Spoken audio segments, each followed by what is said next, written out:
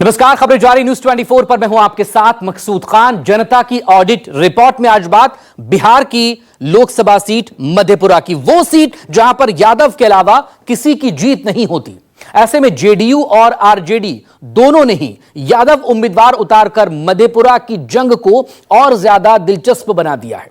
मधेपुरा के लिए एक कहावत बहुत मशहूर है, रोम पोप का तो मधेपुरा गोप का, यानी मधेपुरा में जीत उसी की होगी जिसके साथ गोप यानी कि यादव समाज होगा।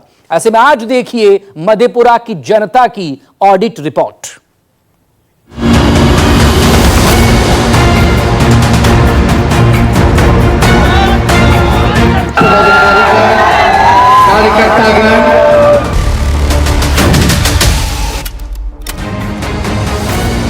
बिहार की मजबूत पहचान मधेपुरा, वो इलाका जो अपने रेल इंजन कारखाने के लिए पूरे देश में मशहूर है, साथ ही धार्मिक एवं ऐतिहासिक रूप से समृद्ध भी।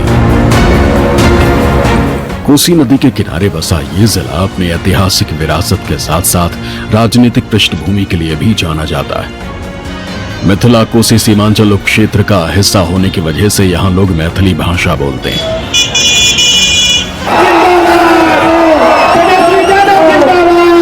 2024 के चुनावी चौसर में मधेपुरा की जंग बेहद खास है। यादवों के इस गढ़ में इस बार यादव बनाम गैर यादव की लड़ाई है। उपस्थित सभी हमारे के नेतागण।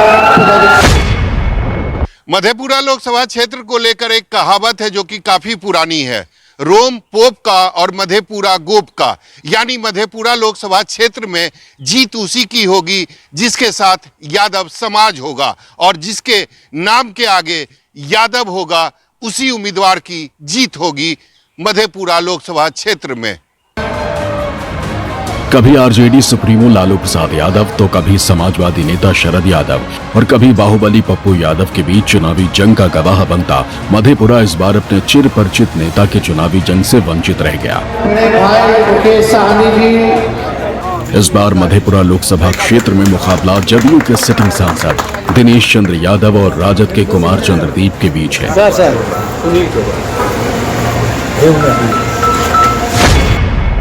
2019 में चुनाव लड़ने के लिए आए थे तो देश के बड़े नेता यहाँ से चुनाव लड़ रहे थे, जो हम लोग के भी नेता थे आदरणीय शरद यादव जी।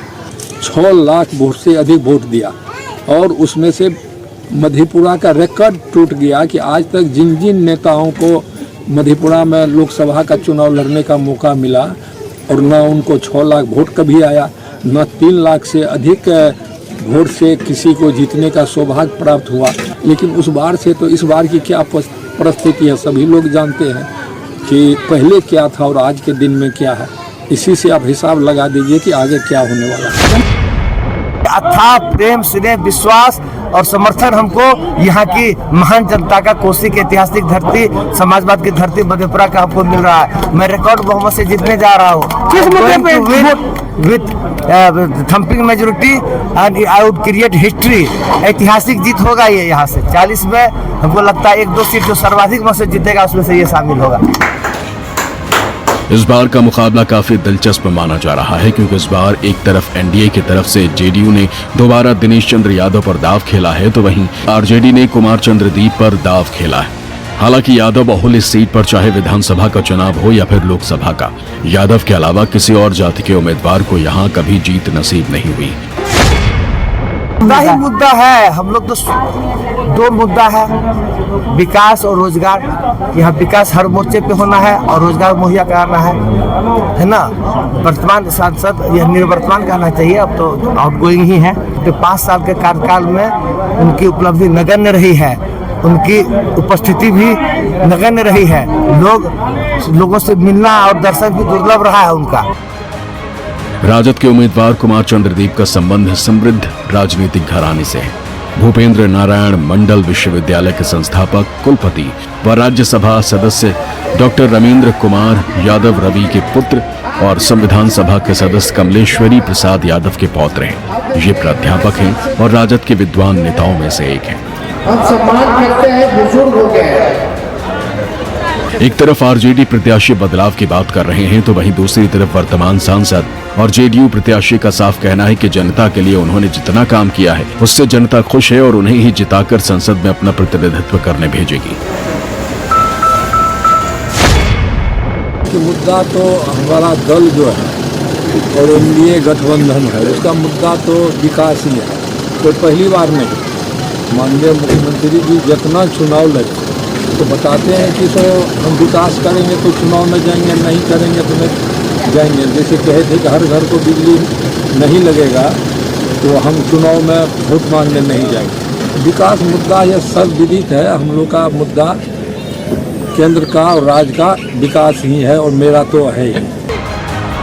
मुकाबले को अपने पाले में करने के लिए जदयू की तरफ से खुद नीतीश कुमार ने मोर्चा संभाल रखा है। वहीं दूसरी तरफ तेजस्वी यादव भी मधेपुरा में लगातार चुनावी सभाएं कर रहे हैं। गरीबी चाहिए, महंगाई चाहिए तो मोदी जी को चुनिए, एनडीए को चुनिए। आप चाहते हैं शिक्षा चिकित्सा फ्री में मिले तो लालटेन को आप लोग चुनने का काम करें। इतना बड़ा बहाली निकाल करके लाए, 2 लाख 3 लाख लोगों को हम लोगों ने बहाली दिया।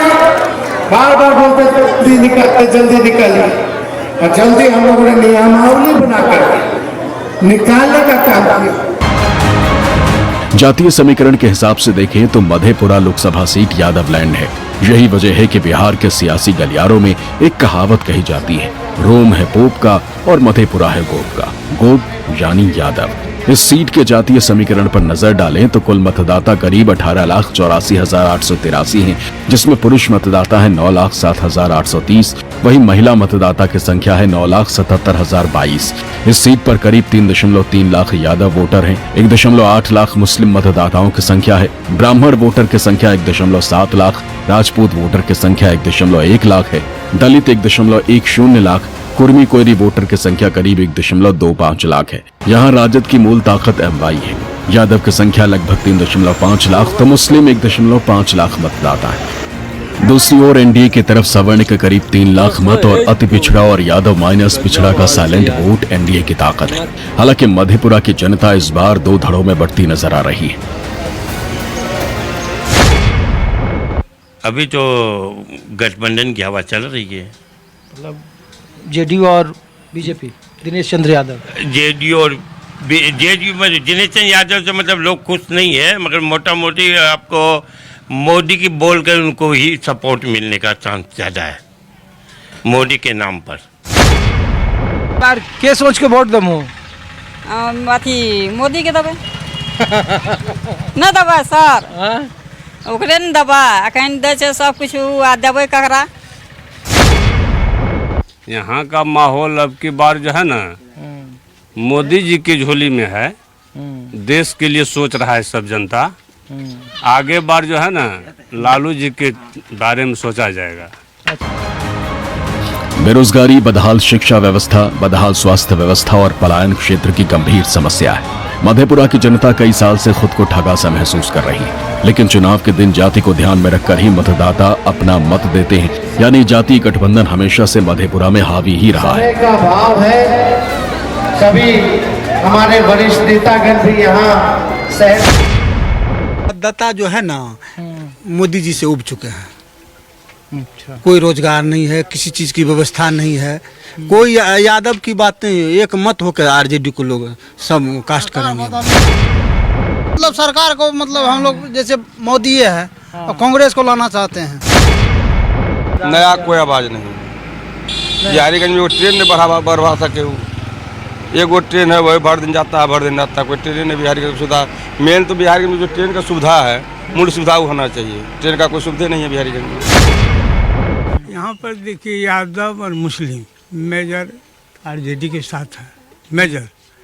और वो जो निषाद जी का वो जो आया है, क्या नाम तो मुकेश सहनी, तो निषाद जाति का वो भी इसमें ट्रांसफर हुआ है। इसमें वोटर सबसे जो रुझान बुझाता है। यादवों के दबदबे वाली सीट पर लालू से लेकर शरद यादव और पप्पू यादव तक मधेपुरा की जनता के दम पर संसद की सीढ़ी चढ़ चुके हैं।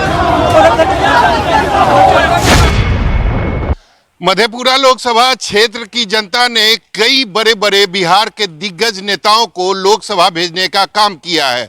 चाहे लालू प्रसाद यादव हो, शरद यादव हो या फिर पप्पू यादव हो, सभी को मधेपुरा की जनता का पूरा प्यार मिला है। शरद यादव तो एक बार नहीं बल्कि 4 बार मधेपुरा की जनता का प्यार मिला है। इसीलिए मधेपुरा को शरद यादव का कर्म भूमि भी कहा जाता है।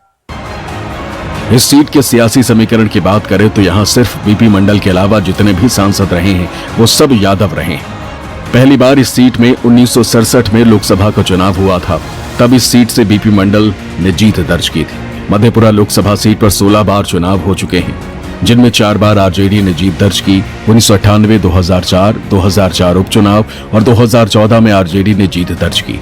वहीं 1971, 1980, 1984 यानी 3 बार कांग्रेस का कब्जा रहा।